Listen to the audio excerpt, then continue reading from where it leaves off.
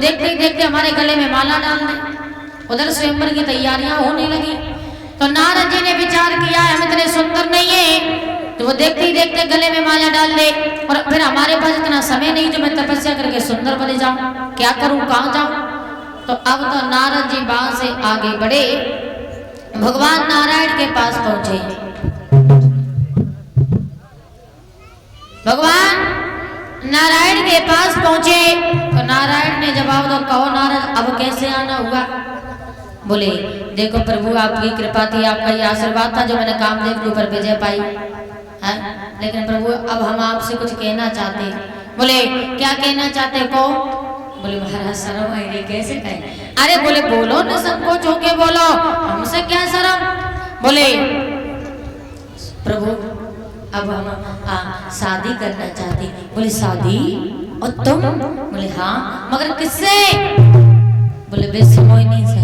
अरे वो तो बहुत सुंदर है।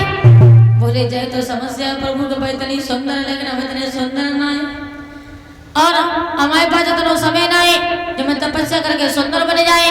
प्रभु आप हमें सुंदर बना दो। बोले बस इतनी सी बात, चिंता का हमारे हो तो तुम चिंता क्या कर रहे। हाँ तो आज भगवान ने नारद जी को सुंदर बनाया।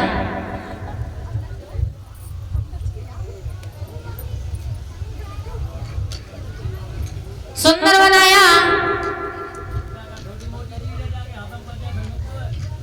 ना, भाव बड़ो ना भैया, और सबसे बड़ो रुपैया। सुंदर बनाया, और इतना सुंदर बनाया परीक्षित जी नारद जी को, इतना सुंदर बनाया कि शरीर तो सुंदर है लेकिन चेहरा एक बंदर का दे दिया। जब चेहरा एक बंदर का दे दिया तो नारद जी खुशी के मैं भूले ना समाए। बोले भगवान ने हमें सुंदर बनाए दो, तो अब चेहरा ही देखो ना भूले गए।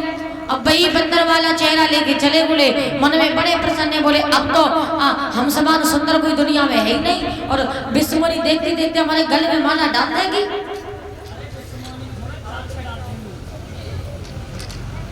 आज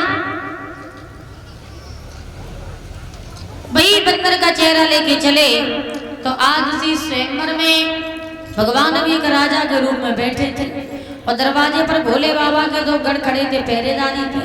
तो नारद जी पहुंचे तो उन गढ़ों ने देखा तो वो तो ताली बजा के हंसने लगे। अब नारद जी ने हंसता हुआ देखा।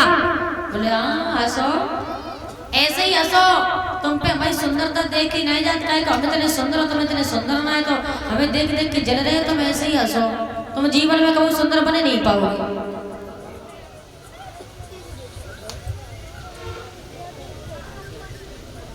आज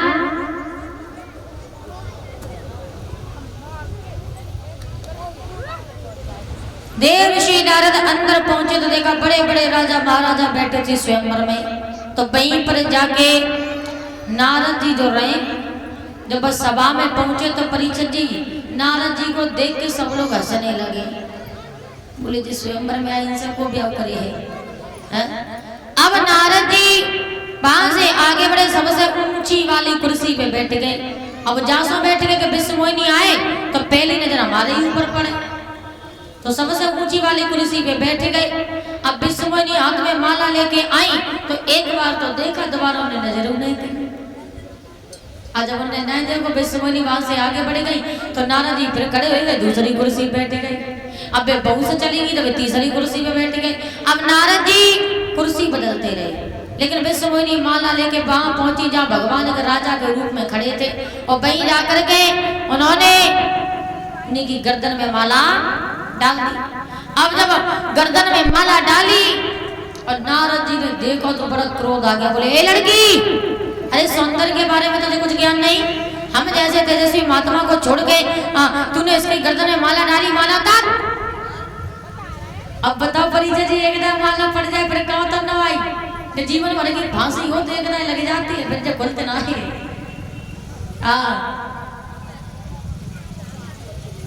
माला पड़ गई, माला कैसे कर सकती है।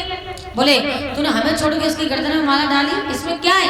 हम जैसे तेरे सुंदर तेरे तेजस्वी महात्मा को तूने छोड़ के इसकी गर्दन में माला डाली। जवाब दो, तुम सौंदर्य का ज्ञान हमें दे रहे हो? अरे तुम्हें इतना सौंदर्य का ज्ञान है तो पहले जाओ और अपना चेहरा देख के आओ, उसके बाद हम तो सुंदरता की बात करना। नारद जी भागे और ठहरे हुए पानी में जो बंदर का चेहरा देखा तो वहां से भागे और जो भोले बाबा के दो गण खड़े थे उन्हें श्राप दे दिया कि बोले तुम हमारी उस बंदर के चेहरा पे हंस रहे थे, तुम राक्षस बनोगे, राक्षस। और उधर भोले बाबा ने तो बड़ा समझाया था, लेकिन नारद जी कहाँ मानने वाले थे। वे जाई सो कह रहे थे कि नारायण के चक्कर में पड़ी है तो लेने के देने पड़ जाए। अब नारद जी वहां से आगे बढ़े, भगवान के पास पहुंचे तो क्या देखा, एक तरफ लक्ष्मी मैया खड़ी और दूसरी तरफ विश्वमोहिनी खड़ी। तो नारद जी ने जवाब दिया, भगवान तुम कभी किसी के नहीं हुए, तुम पे हमारी खुशी देखी नहीं जाती। मैंने तुमसे ये कहा था मुझे सुंदर बना देना, लेकिन मुझे ये नहीं मालूम था कि तुम मुझे चेहरे का बंदर कर दे दोगे। भगवान तुम कभी किसी के नहीं हुए, तुम्हारे पीछे भोले बाबा जहर पी के पागल हो गए, समुद्र मंथन हुआ, अमृत निकला, देवता ले गए, तुम कभी किसी के नहीं हुए, तुम पे हमारी खुशी देखी नहीं जाती। भगवान हम तुम्हें श्राप देते कि जो बंदर का चेहरा तुमने हमें दिया है यही जाके त्रेता में तुम्हारी सहायता करेगा। तो कौन हुए थे? हनुमान और उन्हीं की सेना आई थी। और बोले जिस विश्वमोहिनी के पीछे मैं पागल हो गया, उसी विश्वमोहिनी के पीछे तुम्हें वन वन में भटकना पड़ेगा। तो मैया सीता के पीछे 14 बरस तक वन में भटकते रहे। आज जैसे ही श्राप दिया भगवान ने अपनी माया को हटाया तो एकदम से नारद जी भगवान के चरणों में गिर गए, दोनों हाथ जोड़े, बोले प्रभु मुझे माफ कर देना, मुझसे बहुत बड़ी भूल हो गई, मेरा श्राप झूठा हो जाए, मैं तुम्हें श्राप नहीं दे सकता प्रभु। भगवान ने जवाब दिया, देखो नारद जी हमें तुम्हारा घमंड दूर करना था, लेकिन अब तुम्हारा श्राप तो झूठा हो नहीं सकता। देखिए परीक्षित जी कहते हैं कि इस श्राप से तो भगवान भी नहीं बच पाए। और आजकल लोग श्राप का बद्दुआ देते हैं। शुक्र करो ये कलयुग है परीक्षित जी, ये सतयुग द्वापर और त्रेता ये तो चला गया, इसमें जो श्राप दे देते थे तो वो लगता था, है ना। और अब भगवान ने द्वापर से ही ये श्राप वाला सिस्टम खत्म कर दिया, क्योंकि उन्हें मालूम था कि कलयुग आएगा और इस कलयुग में ऐसे ऐसे इंसान होंगे जिन पे एक दूसरे की खुशी देखी नहीं जाएगी, और ऐसे ऐसे इंसान इस कलयुग में आएंगे जो एक दूसरे को मर मिटने के लिए तैयार हो जाएंगे। और इसीलिए श्राप का सिस्टम खत्म कर दिया, वरना इस कलयुग में अगर कोई श्राप देता तो रोज एक मत हो, रोज एक मत तो ऐसे पूरी संसार पूरी सृष्टि खत्म हो जाती, रोज श्राप लगते।